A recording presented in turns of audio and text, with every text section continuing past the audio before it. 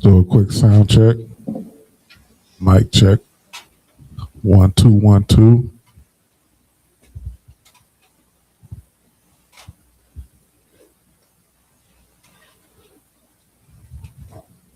One in the chat. If y'all can hear us.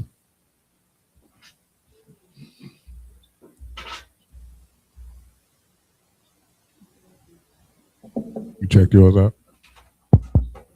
Mic check. Mic check.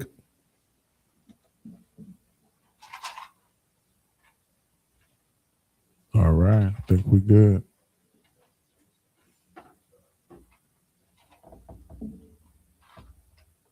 All right. All praise to the Most High. We are in Feast of Dedication, the opening night. The opening night, day one. Day one is a Sabbath. So we are in day one. So today, we are going to talk about the Maccabean Revolt, how we got our temple back, how we was able to rededicate it, cleanse it, and rededicate it to the Most High.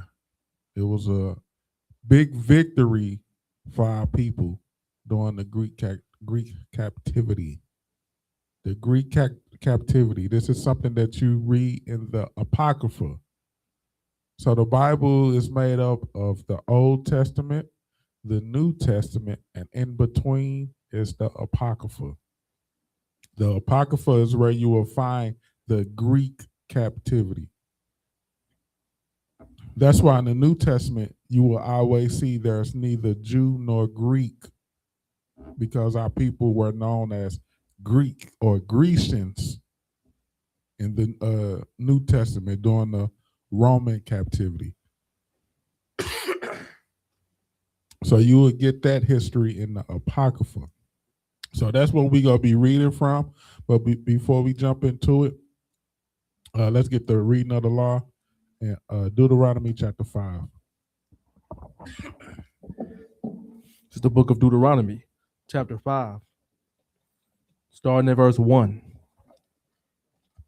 And Moses called all Israel and said unto them, Hear, O Israel, the statutes and judgments which I speak in your ears this day, that ye may learn them and keep them and do them.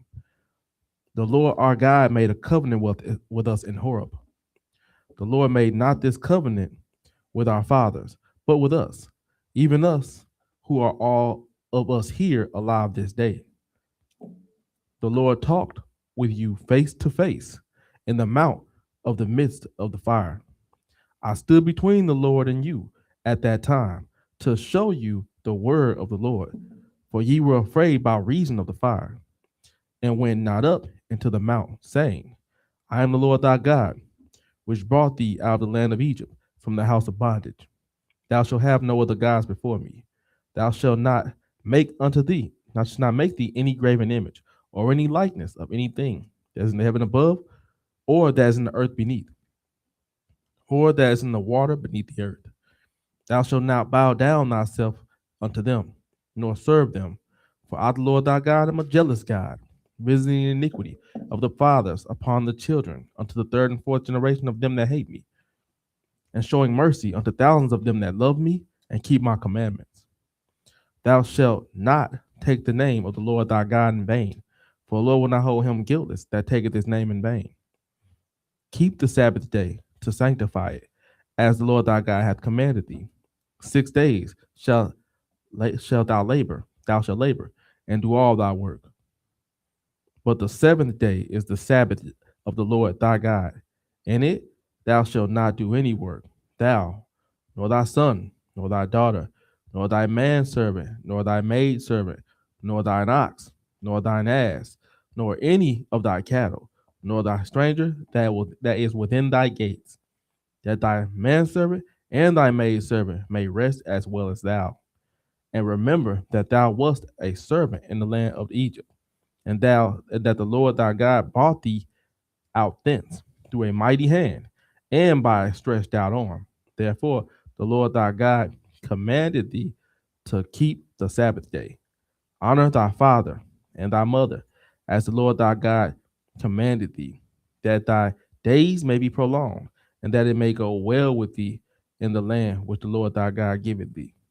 Thou shalt not kill, neither shalt thou commit adultery, neither shalt thou steal, neither shalt thou bear witness against false witness, neither shalt thou desire, neither shalt thou covet steal, or his answer, or his maidservant, his ox, or his ass, anything that is thy neighbor's. All right, let's get Revelations 14:12.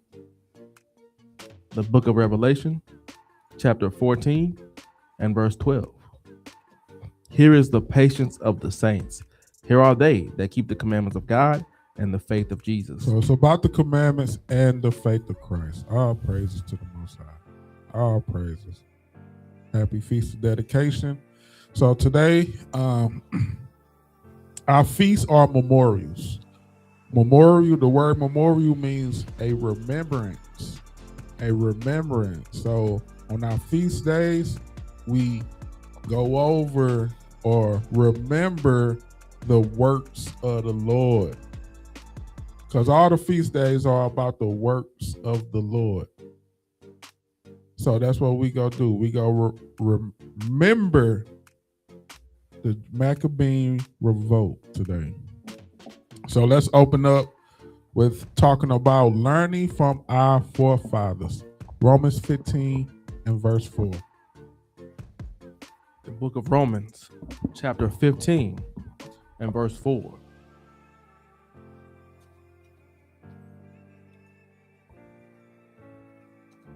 For whatsoever things were written aforetime were written for our learning, that we, through patience and comfort of the scriptures, might have hope. So it was written for our learning. These stories are a memorial that we are supposed to learn from, and that increases our hope, our faith. Give me Ecclesiastes 1, verse 9. Ecclesiastes chapter 1 and verse 9.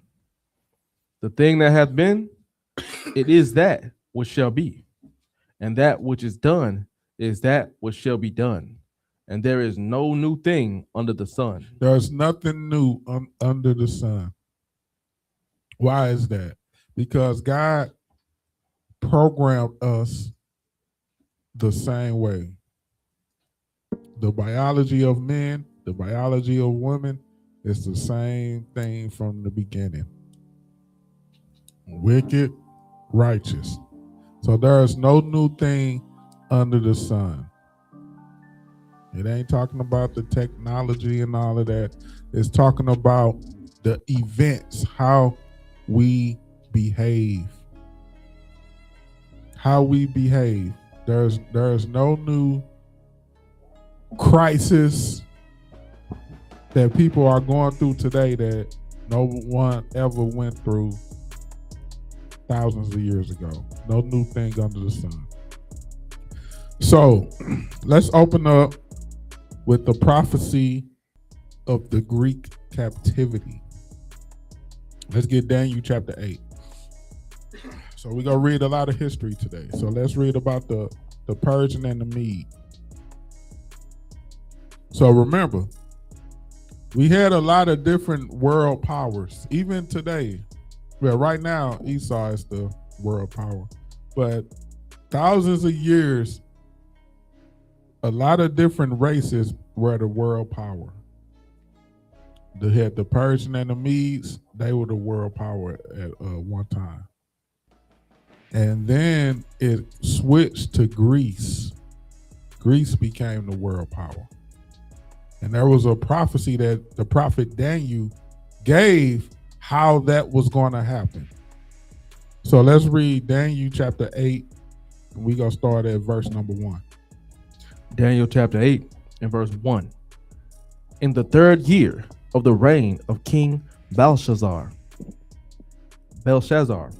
a vision appeared unto me, even unto me, Daniel, after that which appeared unto me at the first. And I saw in a vision, and it came to pass, when I saw that I was at Shushan, in the palace, which is in the province of Elam.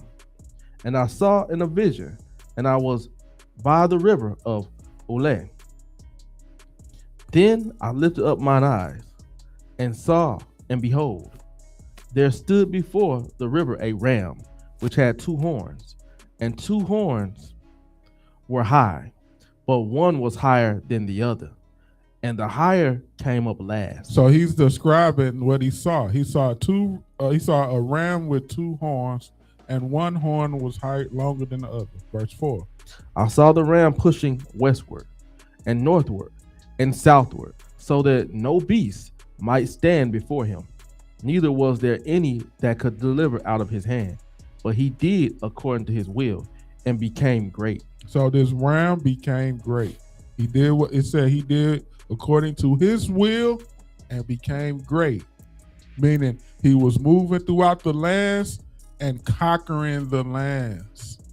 He said northward, southward, westward. Verse 5. And as I was considering, behold, an he-goat came from the west on the face of the whole earth, and touched not the ground. And the goat had a notable horn between his eyes. And he came to the ram that had two horns, which I had seen standing before the river, and ran into him in the fury of his power. So he see a ram and a goat battling. Verse 7. And I saw him come close unto the ram, and he was moved with choler against him, and smote the ram, and brake his two horns, and there was no power in the ram to stand before him. So this powerful ram just got overtaken by the goat. This is in his vision. Go ahead. But he cast him down to the ground, and stamped upon him, and there was none that could deliver the ram out of his hand. Verse 8. Therefore the goat waxed very great, and when he was strong, the goat horn was broken. And for it came up four notable ones toward the four winds of heaven. Come on. And out of the one of them came forth a little horn, which waxed exceeding great toward the south, and toward the east, and toward the pleasant land. Verse 10. And it waxed great, even to the host of heaven, and it cast down some of the host and of the stars to the ground, and stamped upon them. Mm-hmm. Yea, he magnified himself even to the prince of the host, and by him the daily sacrifice was taken away, and the place of his sanctuary was cast down. Verse 12.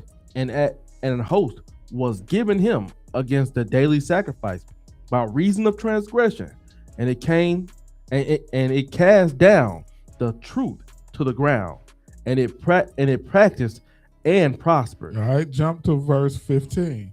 Verse 15. Let's see what this vision means.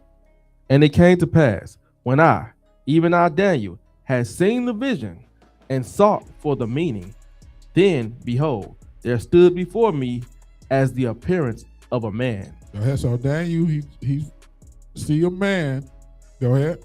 And I heard a man's voice between the blanks of Ulah, which called and said, Gabriel, make this man to understand the vision. He said, so the angel is there to make him understand the vision.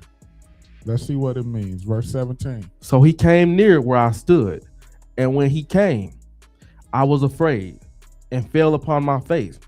But he said unto me, understand, O son of man, for at the time of the end shall be the vision. Now as he was speaking with me, I was in a deep sleep on my face toward the ground. But he touched me and set me upright. Go ahead. And he said, behold, I will make thee know what shall be in the last end of the indignation. For at the time appointed, the end shall be. Let's see what the vision means. Verse 20. The ram which thou sawest, having two horns, are the kings of Media and Persia. So he said the ram with the two horns is two kings, the kings of Media and Persia. Verse 21. And the rough goat is the king of Grecia, and the great horn that is between his eyes is the first king. Is the first king. So he's letting him know the first king over Greece is going to take down the kingdom of the Persia and Medes. Daniel had this vision, but it was in a vision that he had to understand. So now we see who the ram and the goat is. Now go to 1 Maccabees chapter 1. Let's see who was the first king of Greece. 1 Maccabees chapter 1. Verse 1. And verse 1. And it happened after that, Alexander, son of Philip, the Macedonian, who came out of the land of Chittim, had smitten Darius, king of the Persians and Medes. So who did he smitten? King Darius. This is the same thing we just read in Daniel. So he said, read that again. And it happened after that, Alexander, son of Philip, the Macedonian, who came out of the land of Chittim, had smitten Darius, king of the Persians and Medes. King of the Persian and Medes. Watch this. Go ahead. That he reigned in his stead, the first over Greece. The first over Greece. This is exactly what we just read in Daniel chapter 8, verse 20 and 21. He said the goat was the ram was the kings of Persia and Medes, and the goat was the first king of Greece. And he's called go to Google and share it out. This is real history right here. Real life history. Share it out. Share it out. Type in Alexander the Great.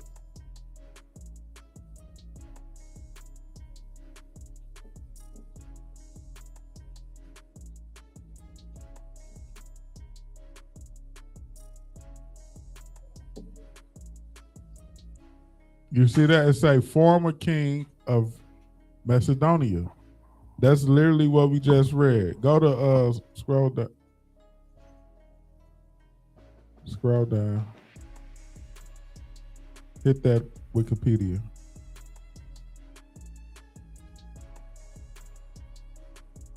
I read that out. Alexander the Great was king of the ancient Greek kingdom of Macedon. He succeeded his father Philip II to the throne in 336 BC at the age of 20, and spent most of his regency conducting a lengthy military campaign throughout parts of Asia.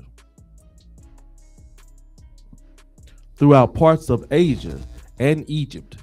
By the age of 30, he had created one of the largest empires in history, stretching from Greece to northwestern India.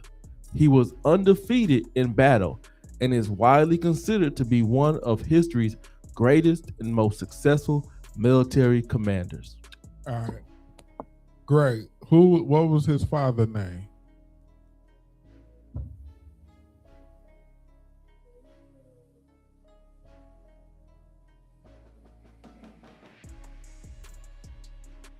Canaan. What was his father's name? Ain't listening, or that shows you ain't listening or taking notes. What was his father's name? Say it again. Philip II. Y'all gotta pay attention. Pay attention and take notes. Read it where I say that out. Who was his father? Most commonly known as Alexander the Great. I'm sorry, hold on, let me. That's it. I was just looking. Keep going. Alexander the Great was king of ancient Greek kingdom of Macedon. He succeeded his father, Philip II. Philip II. That was his father. Now read 1 Maccabees 1:1 again. 1 Maccabees chapter 1 and verse 1. And it happened after that, Alexander, son of Philip. Son of who? Son of Philip. Son of Philip. The Bible is real life history. Real life history. The son of Philip, go ahead. The Macedonian, who came out of the land of Chittim, had smitten Darius, king of the Persians and Medes, that he reigned in his stead, the first over Greece. The first king of Greece. Verse 2. And made many wars, and won many strongholds, and slew the kings of the earth, and went through to the ends of the earth, and took spoils of many nations, insomuch that the earth was quiet before him. It said he went from Greece, from Persian and Mede, all the way to northwest India. Go ahead. That the earth was quiet before him, whereupon he was exalted, and his heart was lifted up. Verse 4. And he gathered a mighty strong host, and ruled over countries and nations and kings, who became tributaries unto him. Who became tributaries unto him. So this was the prophecy in Daniel chapter 8 about the ram and the goat. It was Alexander the Great. This is the stuff y'all need to know, especially our young ones. All right. Let's get, so now we see that was the beginning of the Greek captivity. Now let's go to, in the Greek captivity, well, let's read down to jump to verse 7. First Maccabees chapter 1 and verse 7.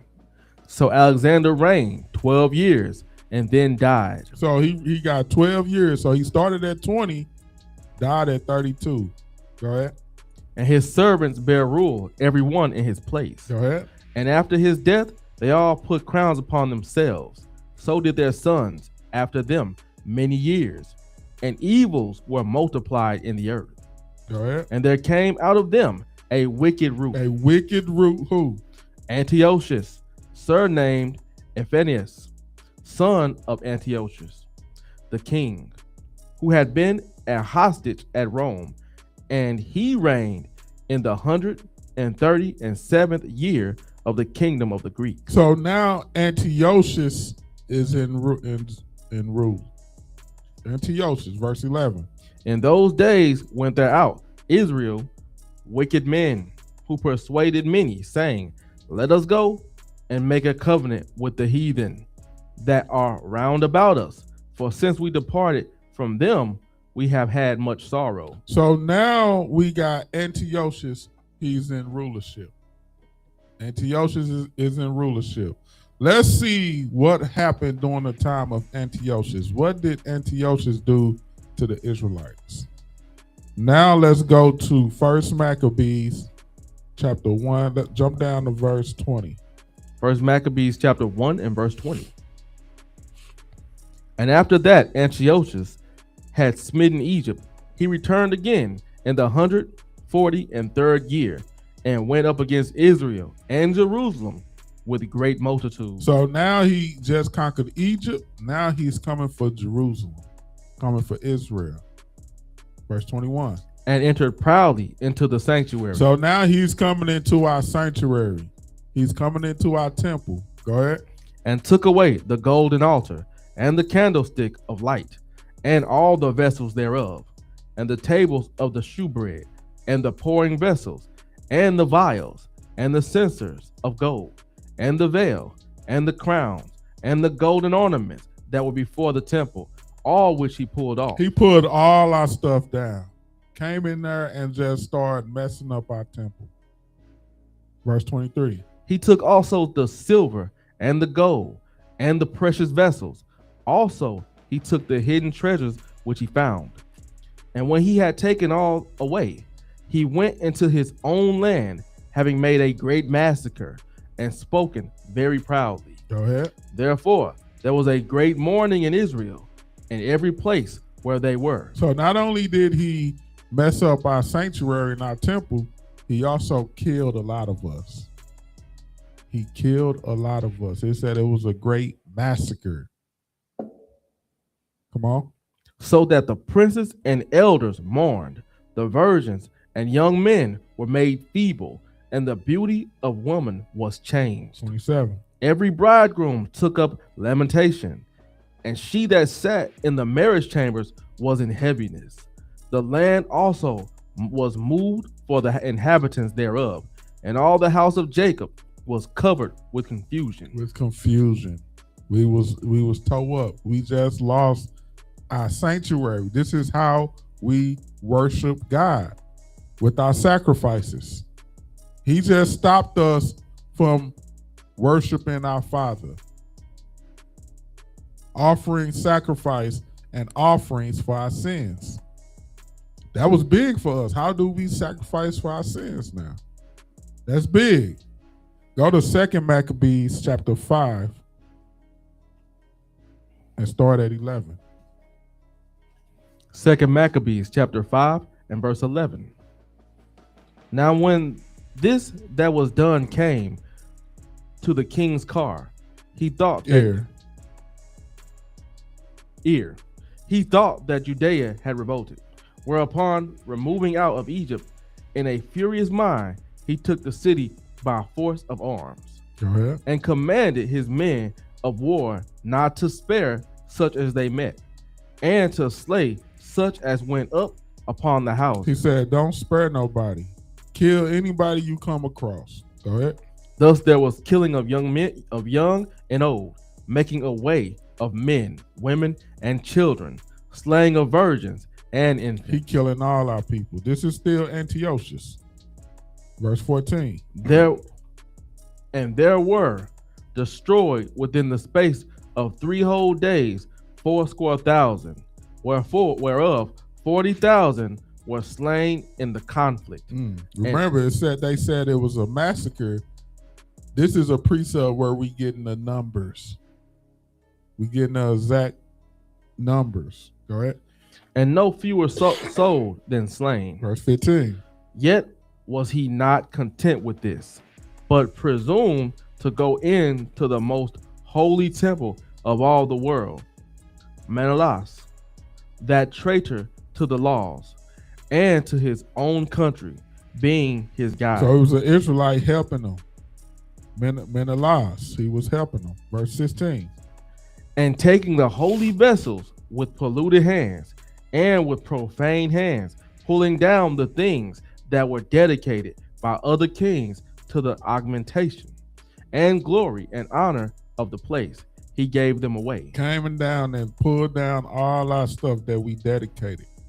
Verse 17. And so haughty was Antiochus in mind that he considered not that the Lord was angry for a while for the sins of them that dwelt in the city, and therefore his eyes was not upon the place. Come on. For had they not been formerly wrapped in many sins, this man, as soon as he had come, had forthwith been scourged and put back from his presumption, as Helidorius was, whom Seleucus the king sent to view the treasury. Nevertheless, God did not choose the people for this place's sake, but the place for the people's sake. So he said, God said, I didn't choose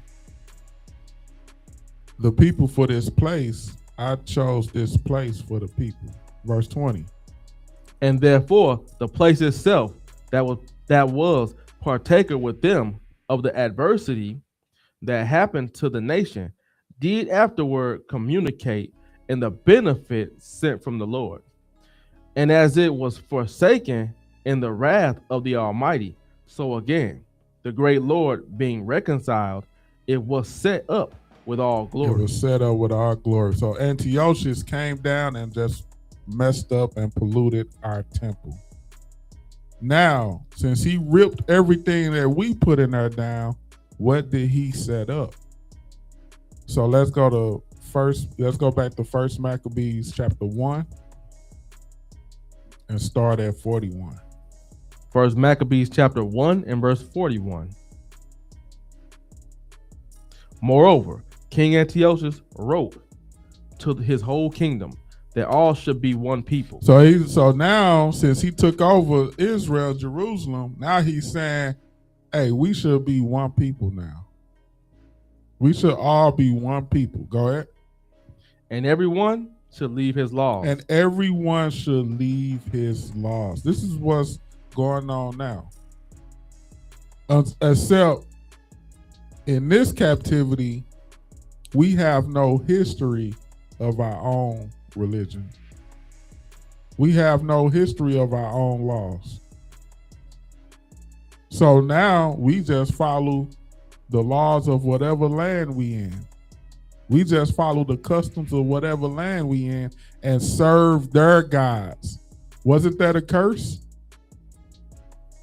You shall serve other gods. And this is the beginning of that. Well, not the beginning, because we did it in other nations. Here is where it got completely. Because in the other captivities, we always knew that we were Jews. We always knew we were Israelites. This is the beginning of when Esau got in power, when the Edomites got in power, they said, we don't even want them to know that they were Israelites. We don't want them to have no knowledge of it. This is where that started. Read that again, verse 42. First Maccabees 1:42. And every one shall leave his laws. So all the heathen agreed according to the commandment of the king. Yea, many also of the Israelites consented to his religion. You see that? It say all the many other Israelites, they bowed down. Go ahead. And sacrificed unto idols and profaned the Sabbath. That's what's going on today. There's many Israelites today that's consent to Christmas, consent to Thanksgiving, 4th of July, and profane the Sabbath. Remember, that's why we read that scripture. There is nothing new under the sun. That's real. Y'all don't even know this. Y'all don't even know this. How we read this stuff in the Bible, we just read how many Israelites consented. Y'all don't know. Y'all are living that today.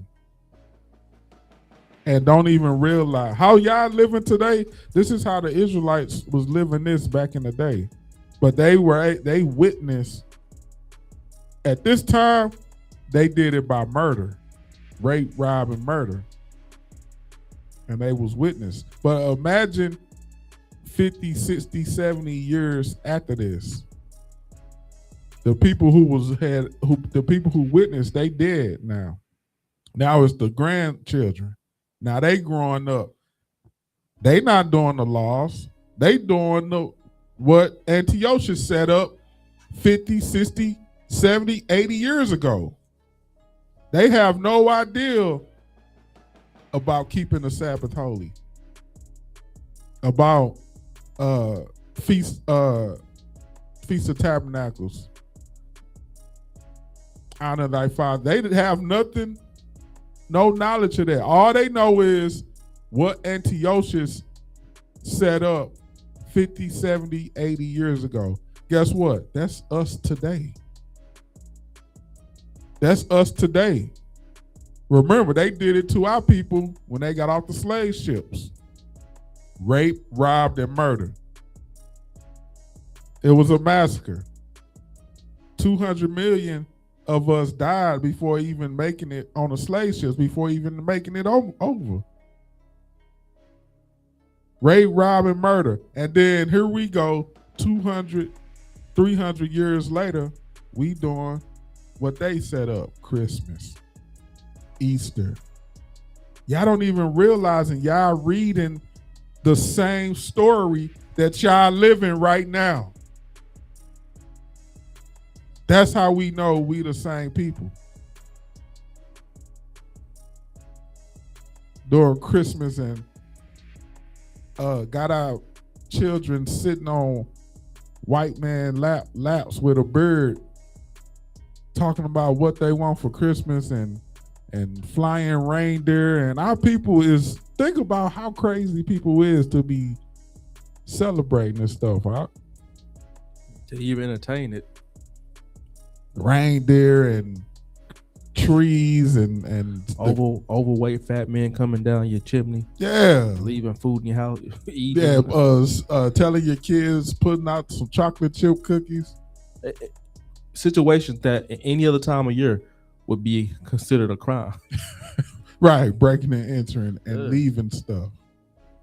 Giving all the glory to the so-called wife. Your parents going broke for buying presents that you ain't even gonna play with past 2 weeks.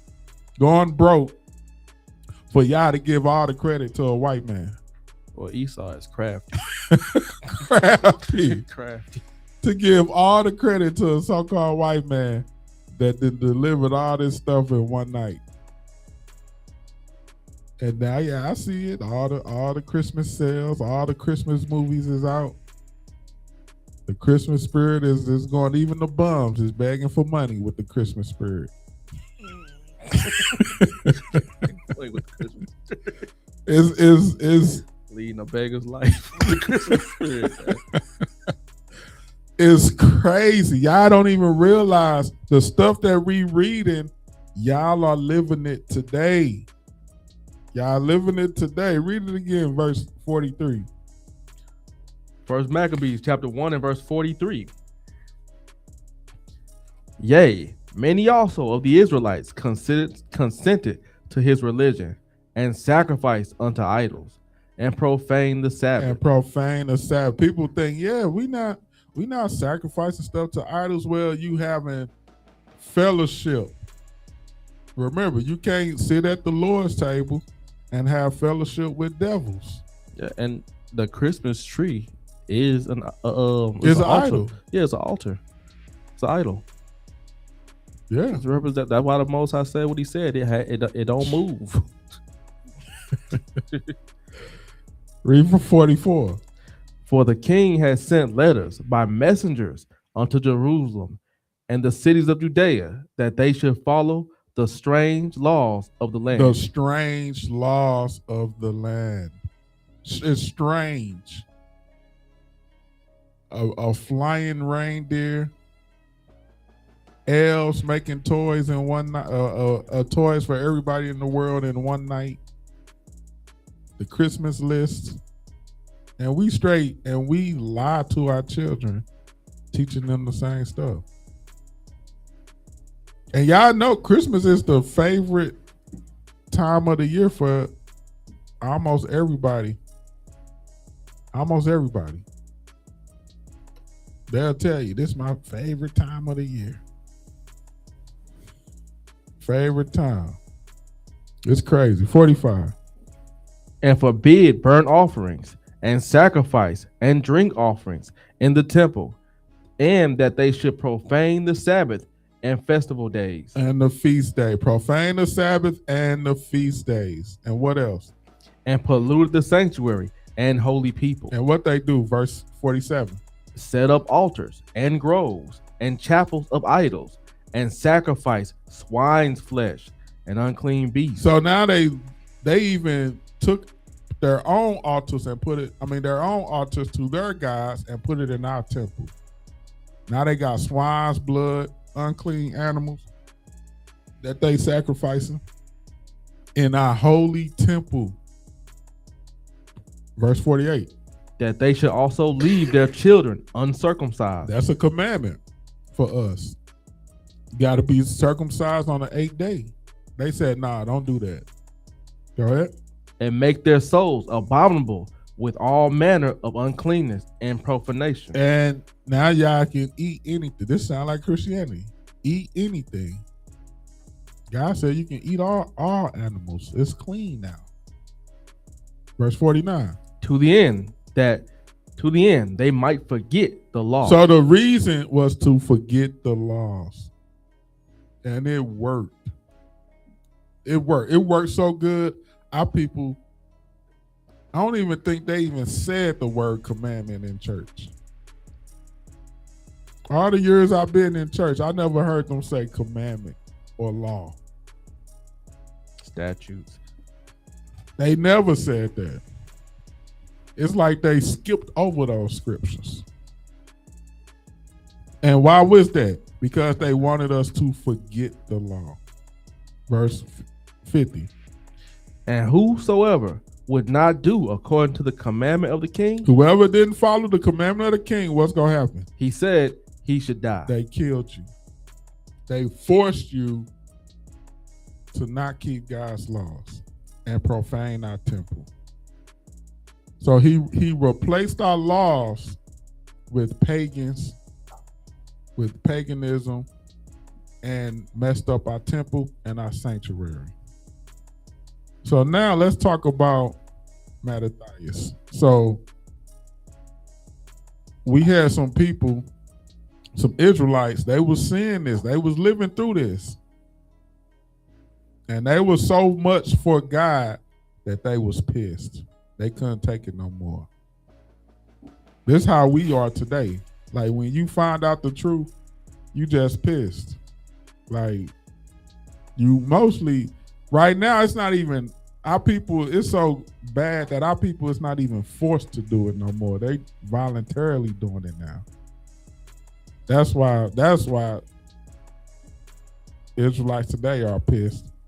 Because now they just voluntarily in idolatry.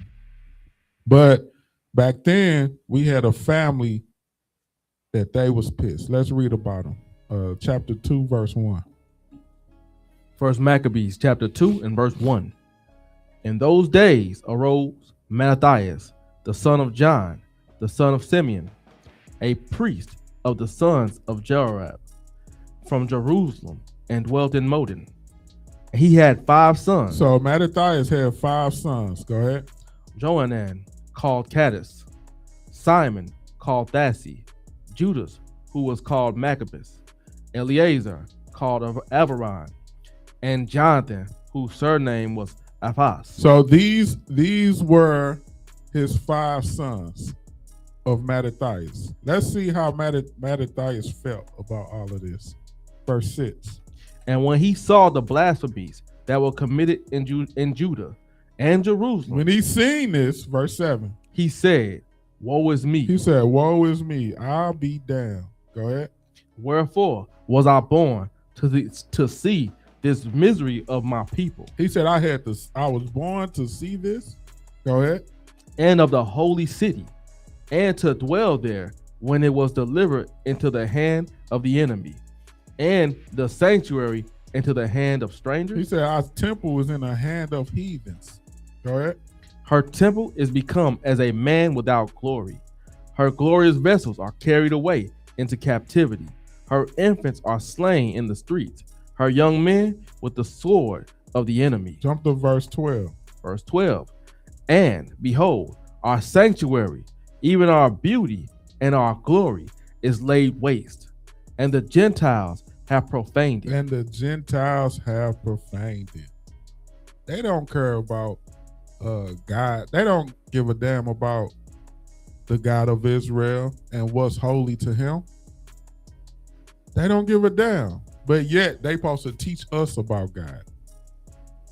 With all these man-made religions, the Baptists, the Seventh-day Adventist, all this stuff, they supposed to teach us about God. They was never about God. Verse 13. To what end, therefore, shall we live any longer? Then Mattathias and his sons rent their clothes and put on sackcloth and mourned very sore. And in the mean, while the king's officers, such as compelled the people to revolt, came into the city of Modin to make them sacrifice. And when many of Israel came unto them, Mattathias also and his sons came together. All right, so let's jump to verse 41. First Maccabees 2 and verse 41. So Mattathias, he was so mad, he decided to fight. He said, you know what? I got 5 sons. I got some people under me. We finna fight this. I can't watch this. Verse 41. At that time, therefore, they decreed, saying, whosoever shall come to make battle with us on the Sabbath day, we will fight against him. Neither will we die all, as our brethren that were murdered in the secret place. So they decide to fight. Go ahead. Then came there unto him a company of Assyrians, who were mighty men of Israel, even all such as were voluntarily devoted unto the law. So they start to recruit everybody that was devoted to God. What does it mean to be devoted to God? You devoted to his laws. Go ahead. Also, all they that fled for persecution joined themselves unto them, and were a stay unto them. Go ahead. So they joined their forces and smote sinful men in their anger. So they going around killing these sinful heathens in their anger, doing it for the Most High. Go ahead. And wicked men in their wrath, but the rest fled to the heathen of Sforsakar. Then Matthias and his friends went round about and pulled down the altars. And what children soever they found within the coast of Israel uncircumcised, they circumcised valiantly. So they like, hey, we pulling down their altars, pulling down this heathen stuff, this defiled stuff. Hey, y'all ain't circumcised y'all damn child. Come here, we finna circumcise everybody that ain't circumcised their child. We about to circumcise them. They like, we keeping God's laws. Get this stuff out of here.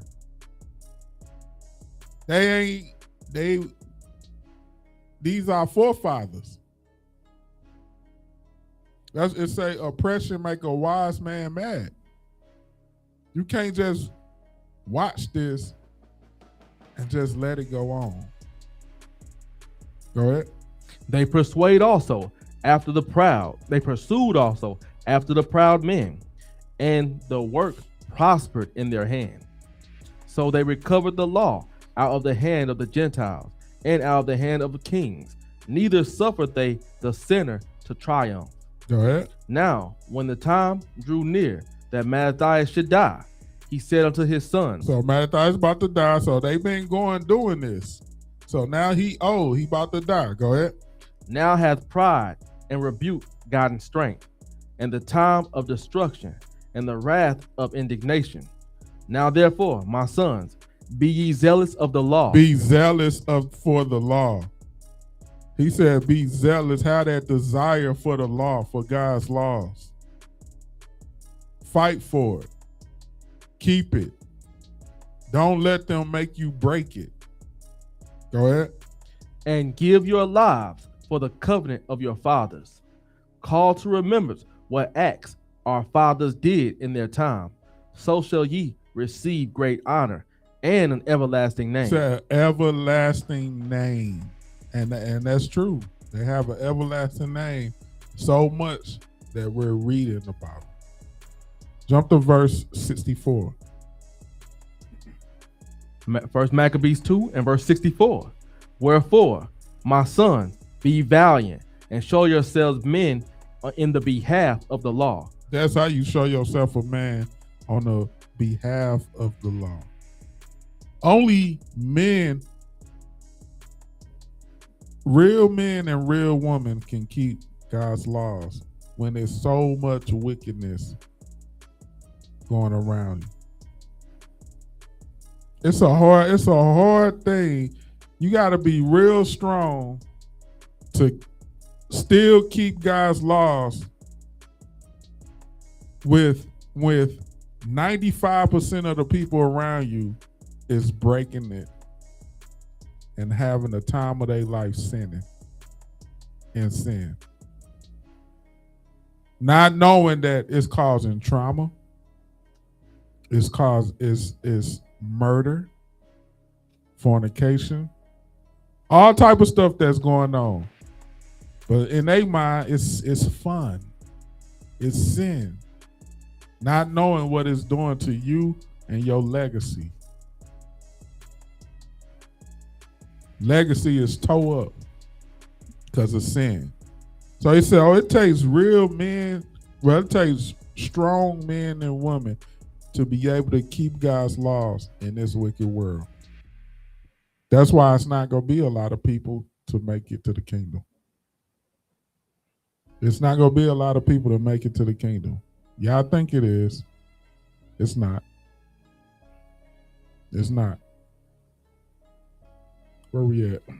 Verse 64. Read it again. Wherefore, ye, my sons, be valiant, and show yourselves men in the behalf of the law, for by it shall ye obtain glory. Go ahead. And behold, I know that your brother Simon is a man of counsel. Give ear unto him always. He shall be a father unto you. So he's letting, because parents know their children.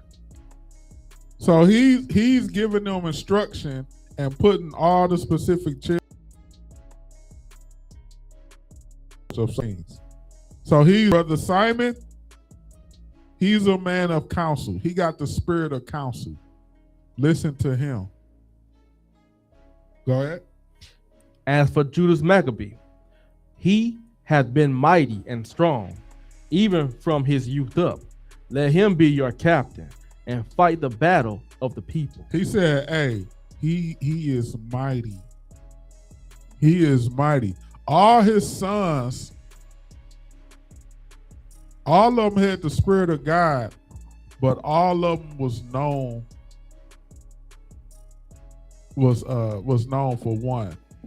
Like get Isaiah 11 and verse 1 and 2 for the spirits of God. Isaiah chapter 11 and verse 1. And there shall come forth a rod out of the stem of Jesse, and a branch shall grow out of his roots. And the spirit of the Lord shall rest upon him. He said, the spirit of the Lord shall rest upon this son of Jesse. Go ahead. The spirit of wisdom. The spirit of wisdom. Go ahead. And understanding. Go ahead. The spirit of counsel. The spirit of counsel. That was, he said, your brother Simon is a man of counsel. Go ahead. And might. And the spirit of might. He said, Judah Maccabees, he's a mighty man. He got the spirit of might on him. Go ahead. The spirit of knowledge and of the fear of the Lord. And the fear of the Lord. Those are the spirits of God. So he knew which spirit his sons excelled in. And he said, hey, y'all do this. Go back to 1 Maccabees 2 and 65. 1 Maccabees chapter 2 and verse 65. And behold, I know that your brother Simon is a man of counsel. He said, your brother Simon, he got the spirit of counsel on him. That's one of the spirits of God. Go ahead. Give ear unto him always. He shall be a father unto you. He's like a father, because that's what a father do. A father give you counsel. He counsel you. Verse 66. As for Judah Maccabee, he has been mighty and strong, even from his youth up.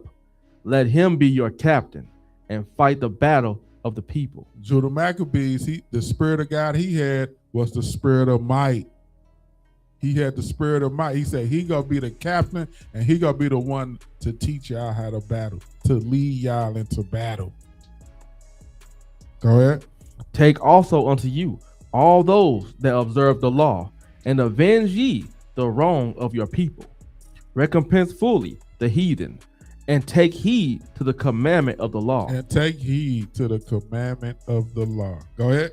So he blessed them and was gathered to his fathers. When they say gathered to his fathers, mean he died and went and slept with the forefathers. Go ahead.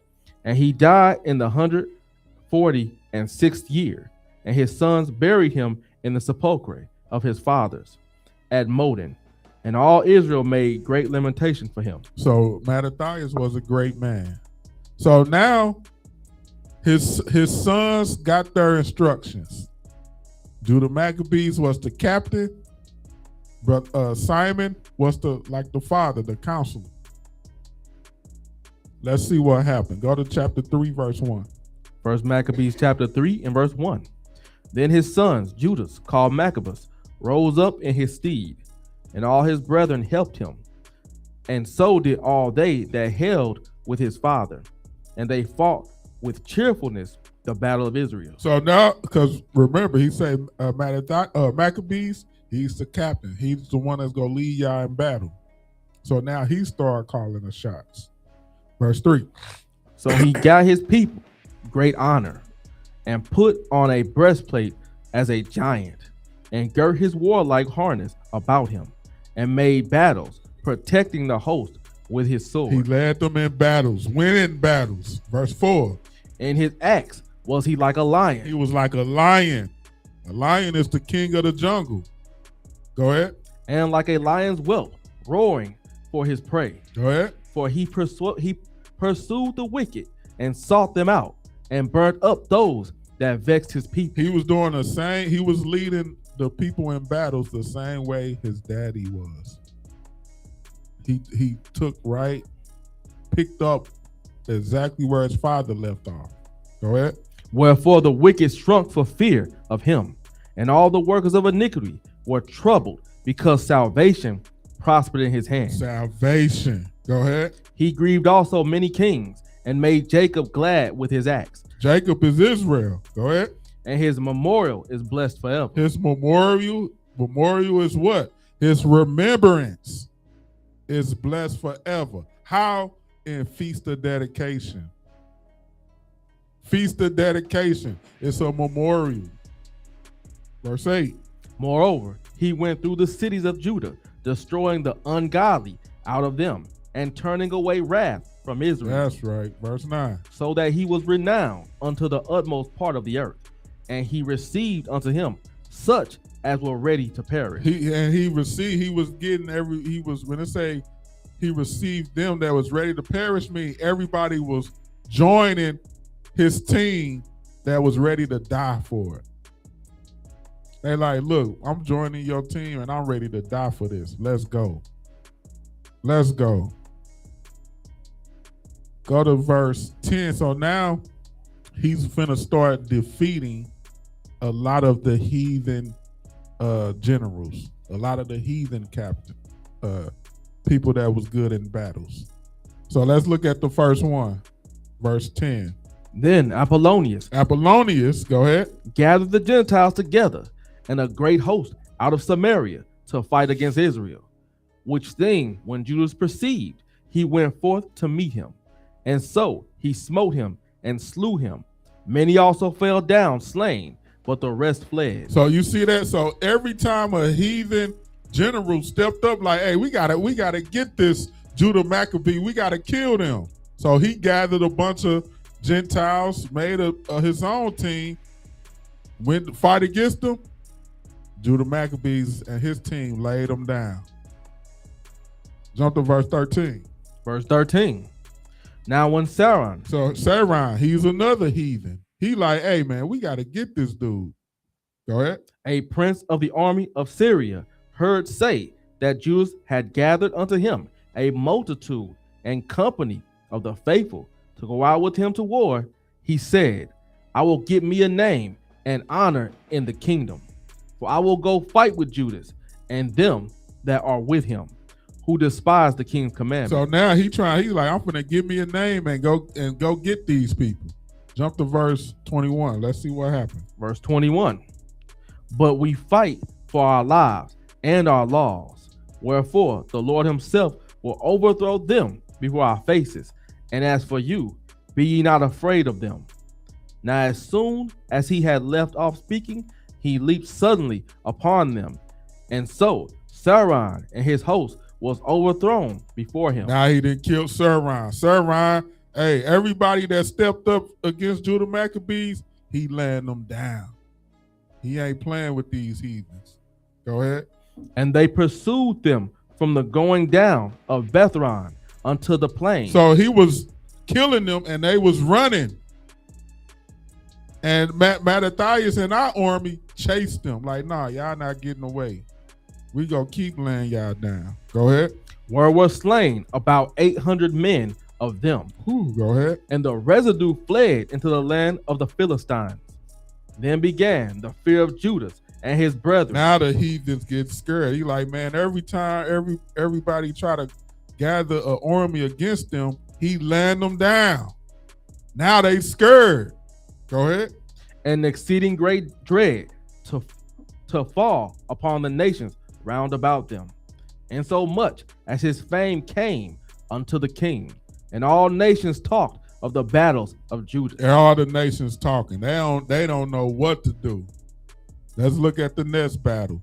Go to chapter 4, verse 36. First Maccabees chapter 4 and verse 36.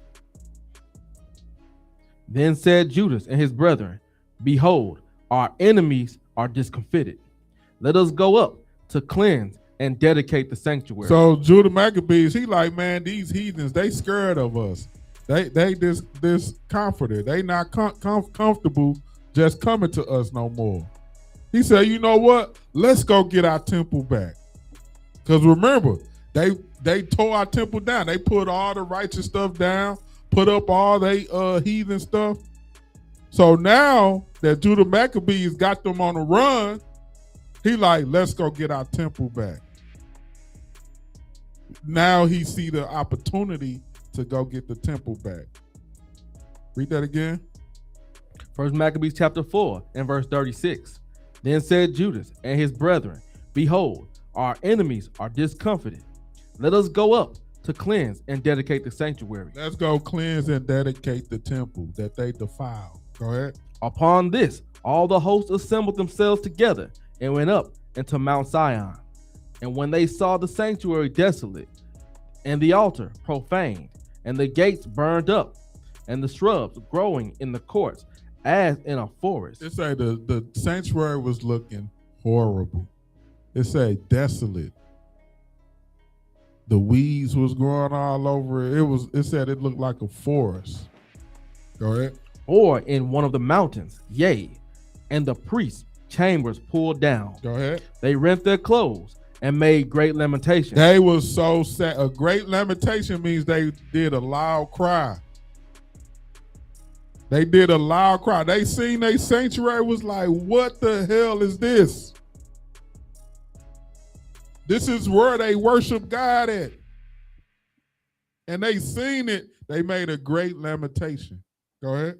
And cast ashes upon their heads, and fell down flat to the ground upon their faces, and blew an alarm with the trumpets, and cried toward heaven. And cried towards heaven. Verse 41. Then Judas appointed certain men to fight against those that were in the fortress until he had cleansed the sanctuary. They like, man, we got to cleanse this now. He said, we finna clean this sanctuary. Even while we fighting, we can't look. I can't look at this no more. While we fighting, we finna clean this up. Go ahead. So he, such as had pleasure in the law, Go ahead. who cleansed the sanctuary. So now he got the priests. He brought them in to cleanse the sanctuary. Go ahead. And bear out the defiled stones into an unclean place. They had to get out all the defilement out of it. Go ahead. And when as they consulted what to do with the altar of burnt offerings, which was profane, they thought it best to pull it down, lest it should be a reproach to them, because the heathen had defiled it. Wherefore they pulled it down, and laid up the stones in the mountain of the temple in a convenient place, until there should come a prophet to show what should be done with them. So a prophet had to show them how to lift it up, because remember, all the ways to clean the temple was in the law. A prophet who knew the law, who knew that part of the law, had to show them. You can't just make up a way. That's how the heathens do, right? You can't just make up a way to serve God. You got to serve God how he tell you. That's what we do today. We make up our own ways to serve God. That's not how he do it. He said, well, we need a prophet to come and build this the right way. And you can read that in Numbers, how he told Moses to create the sanctuary. Because even when Solomon built the temple, he had to do it according to Numbers, the law. Where we at? Verse 47. Go ahead. Then they took whole stones according to the law. According to what? According to the law. According to the law. Go ahead. And built a new altar according to the former. And they built the new altar. Go ahead. And made up the sanctuary and the things that were within the temple, and hallowed the court. That's right. Verse 49. They made also new holy vessels, and into the temple they brought the candlestick and the altar of burnt offerings and of incense and the table. And upon the altar they burned incense, and the lamps that were upon the candlestick they lighted, that they might give light in the temple. That they might give light to the temple. So now we seeing the temple is being cleansed. Let's get a precept to this. Go to 2 Maccabees chapter 10 and verse 1. 2 Maccabees chapter 10 and verse 1. Now Maccabees and his company, the Lord guiding them, recovered the temple and the city. But the altars which the heathen had built in the open street, and also the chapels, they pulled down. They pulled down. So now this talking about the same thing, but it's just giving a little different detail. Go ahead. And having cleansed the temple, they made another altar, and striking stones, they took fire out of them, and offered a sacrifice after 2 years, and set forth incense and lights and shewbread. Go ahead. When that was done, they fell flat down and besought the Lord that they might come no more into such troubles. But if they sinned any more against him, that he himself would chasten them with mercy, and that they might not be delivered into the blasphemous and barbarous nation. So now they cleansed the altar. They cleansed the temple. Go back to 1 Maccabees 4 and 52. 1 Maccabees chapter 4 and verse 52. Now on the 25th day of the 9th month, which is called the month Keslu. So in the 9th month, on the 25th day, go ahead. In the 148th year, they rose up betimes in the morning. So this is in the new cleansed altar, the rebuilt altar. Remember, whenever you have a new altar, you have to dedicate it. So now, since they built it, now it's time to dedicate it to the Lord. Go ahead. And offer sacrifice according to the law upon the new altar of burnt offerings, which they had made. Go ahead. Look at what time and what day they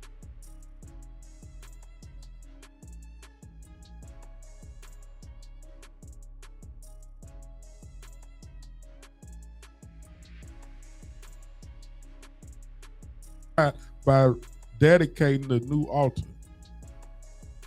Come on. Then all the people fell upon their faces, worshiping and praising the God of heaven, who had given them good success. They knew that the only way they was able to get the altar back because the Most High was helping them fight. They was overrun. Imagine that today. You'll have to go against the Africans, the white people, the Indian people, the Arabs, the Chinese people. Who else is it? What other nations is it? You said the Indians. The Koreans, the I was gonna say that might get us banned off YouTube. You gonna say it. But think about all the different races, and it's just versus the so-called blacks and the Hispanics. And we got to fight against all of them. That's how it was back then. All the heathens. They had to fight all the heathens because the heathens was teaming up against them. Where we at? Verse 56. Go ahead. 1 Maccabees 4 and verse 56. And so they kept the dedication of the altar 8 days, and offered burnt offerings with gladness, and sacrifice, the sacrifice of deliverance and praise. So the dedication of the altar was 8 days. 8 days. Go ahead. They decked also the forefront of the temple with crowns of gold and with shields, and the gates and the chambers they renewed, and hanged doors upon them.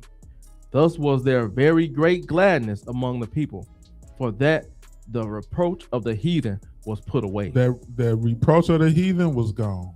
Go ahead, 59.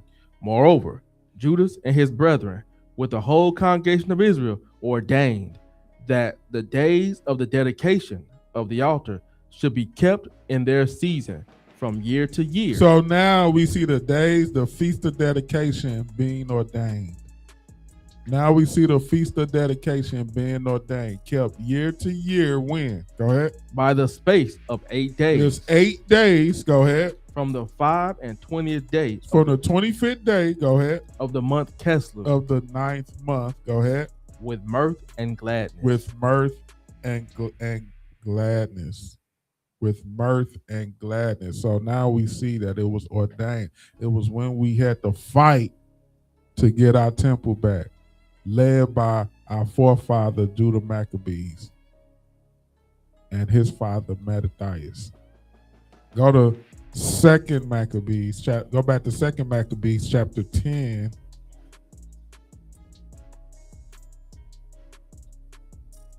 And read verse 5.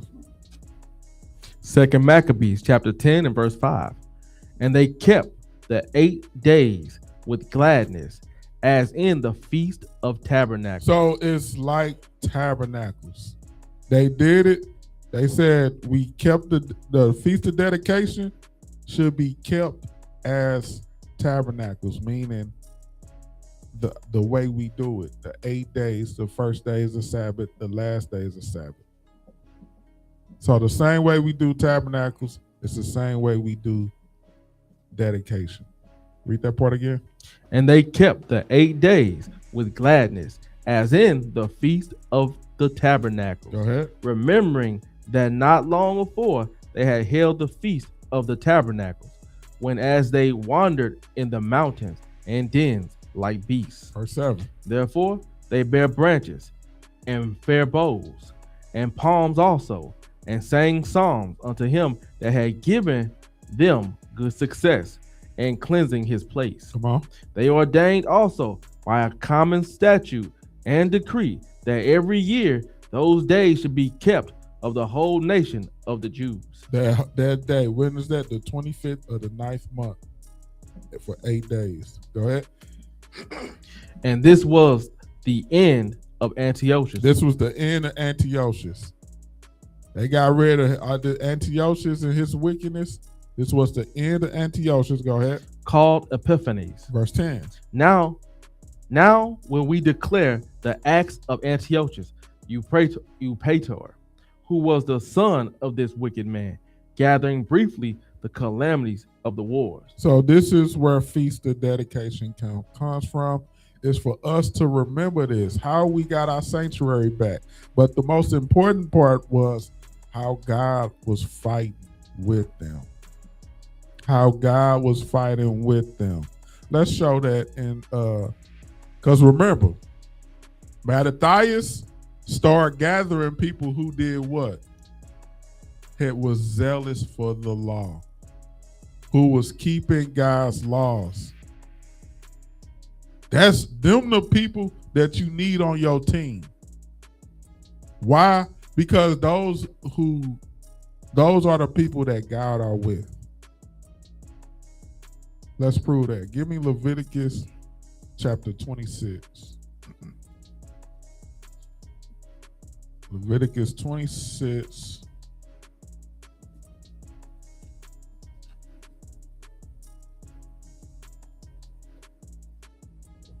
Leviticus 26 and verse. Start at 1. Start at 3. Leviticus 26 and verse 3. If ye walk in my statutes and keep my commandments. My bad. I read 2. Verse 2. Ye shall keep my Sabbath and reverence my sanctuary. I am the Lord. Go ahead. If ye walk in my statutes and keep my commandments and do them. And do them. If you keep my commandments and do them, what will happen? Verse 4. Then I will give you rain in due season, and the land shall yield her increase, and the trees of the field shall yield their fruit. Go ahead. And your threshing shall reach unto the vintage, and the vintage shall reach unto the sowing time, and ye shall eat your bread to the full, and dwell in your land safely. He said you're gonna be rich. The land is gonna be good. I'm gonna give you rain to get all those good crops. Go ahead. And I will give peace in the land. I'm gonna give you peace in the land. Go ahead. And ye shall lie down, and none shall make you afraid. And I will rid evil beasts out of the land, neither shall the sword go through your land. He said the sword and evil beasts ain't gonna be in your land. Go ahead, verse 7. And ye shall chase your enemies. You shall what? And ye shall chase your enemies. And if you keep my commandments, you shall chase your enemies. Remember, due to Maccabee, it always said they pursued them with the sword. They was killing them, and they had to chase them out because they was running. They like, man, these Negroes is killing us. Let's get out of here. And they was chasing them, killing them. Why? Because they was keeping the laws of God. This is what he promised. He said, read that again, verse 7. And ye shall chase your enemies, and they shall fall before you by the sword. Verse 8. And 5 of you shall chase 100. So it could be a small number. It don't matter how many it is. 5 of you can chase 100. Go ahead. And 100 of you shall put 10,000 to flight. And if you got 100, you can kill 10,000. That's what Judah. This is exactly what Judah Maccabees was doing. Because why? God was on their side. Why? Because they was keeping the commandments. They was keeping the commandments. This is the type of stuff that you should want. People want to keep the commandments so they can get a car, pay their bills. No, we keeping the commandments for rulership. We keeping the commandments for the kingdom. We not trying to pay our little bill. Your bills ain't gonna never stop. This captivity. Got to look at the bigger picture. It ain't gonna be no more no justice, no peace, marching and not doing nothing. When you march, that's a declaration of war. How you gonna say no justice, no peace, and then go burn down your own damn neighborhood? That ain't why we keeping the commandments. We keeping the commandments for rulership, for a kingdom. Kingdom is a rulership. Read that again, verse 8. Leviticus 26 and verse 8. And 5 of you shall chase 100, and 100 of you shall put 10,000 to flight, and your enemies shall fall before you by the sword. By the sword. That's why Judah Maccabees they had that zeal for the law, that zeal for God, and they know what that meant. That God will fight with us. God will fight for us. Them hundreds of people that he had, you know who was out there with him? That death angel was fighting with him. God had them angels with them out there. Had them angels out there fighting. And that's what you want. I ain't talking about paying no damn bills and getting a little business and stuff like that. We trying to get a kingdom. We trying to get a kingdom. So all praise to the Most High. Hey, that's the Feast of Dedication. We go, keep this in remembrance 8 straight days. And we go party with gladness and mirth. Let's get Matthew 26. The book of Matthew, chapter 26, starting at verse 6. Now when Jesus was in Bethany, in the house of Simon the leper, there came unto him a woman, having an alabaster box of very precious ointment, and poured on his head as he sat at meat. But when his disciples saw it, they had indignation, saying, To what purpose is this waste? For this ointment might have been sold for much and given to the poor. When Jesus understood it, he said unto them, Why trouble ye the woman? For she hath wrought a good work upon me. For ye have the poor always with you, but me ye have not always. For in that she hath poured this ointment on my body, she did it for my burial. Verily I say unto you, wheresoever this gospel shall be preached in the whole world, there shall also this, that the woman have done, be told for memorial of her. All praises. All praises. Let's close it out with the communion of the Lord and get the feast going. This is the Lord. Where the bread at? All right, let's get that passed out. What you about to say? Oh, no, Good class.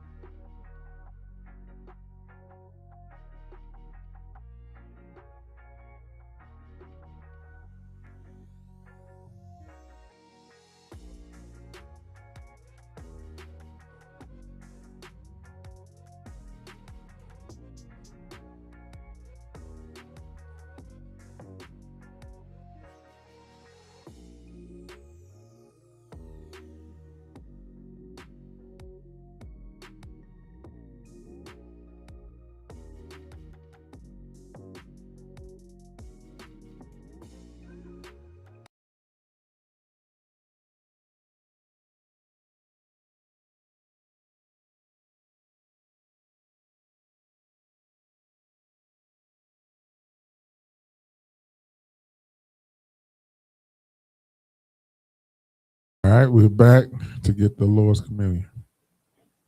This is the Lord's communion. 1 Corinthians chapter 11, starting at verse 23. For I have received of the Lord that which also I delivered unto you, that the Lord Jesus, the same night in which he was betrayed, took bread. And when he had given thanks, he brake it and said, Take, eat. This is my body, which is broken for you. This do in remembrance of me. So this bread represents the body of Christ.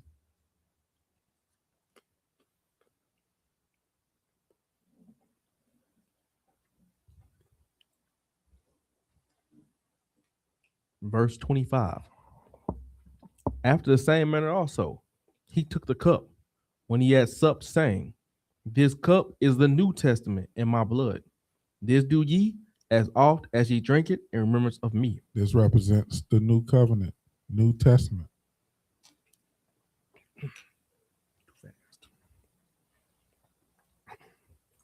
Verse 26. For as often as ye eat this bread and drink this cup. Ye do show the Lord's death till he come. Wherefore, whosoever shall eat this bread and drink this cup of the Lord unworthily shall be guilty of the body and blood of the Lord. But let a man examine himself, so let him eat of that bread and drink of that cup. For he that eateth and drinketh unworthily eateth and drinketh damnation to himself, not discerning the Lord's body. All praise to the Most High. Once again, happy dedication. Another thing, when you hear people say happy Hanukkah, Hanukkah means dedication. Just to let y'all know. Let's pull that up real quick. Go to Blue Letter Bible, get John 10 and 22 to show that Christ celebrated the Feast of Dedication. I'm gonna go ahead and read John it. John 10 and 22. John chapter 10 and verse 22. And it was at Jerusalem, the feast of dedication, and it was winter. And it was winter. Go ahead. And Jesus walked in the temple in Solomon's porch. We see that Jesus is at the temple on the Feast of Dedication because that's where they had to go. You trying that out? Pull up, go to the dedication. This is the Greek word for dedication. Strong's G 1456. Ekainia. Ekainia. Scroll up.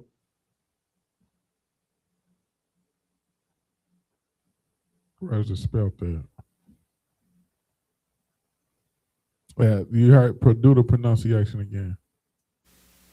Strong's G 1456. Ekainia. Ekainia. Ekainia. That's where they get Hanukkah. Hanukkah. And let's get it in Hebrew.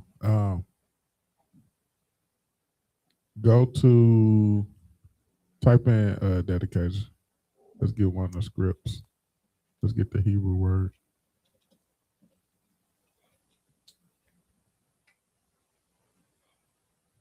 There you go. Get the first one. Number 7. Click the number 7. Numbers. So that's not number 7. Click number 7. Go up.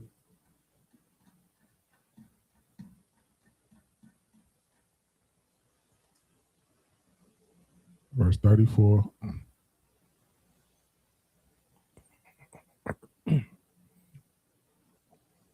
Verse 34. IT acting.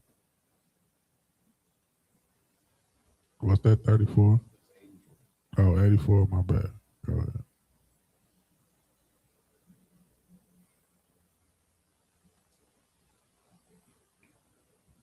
There we go. Do that one.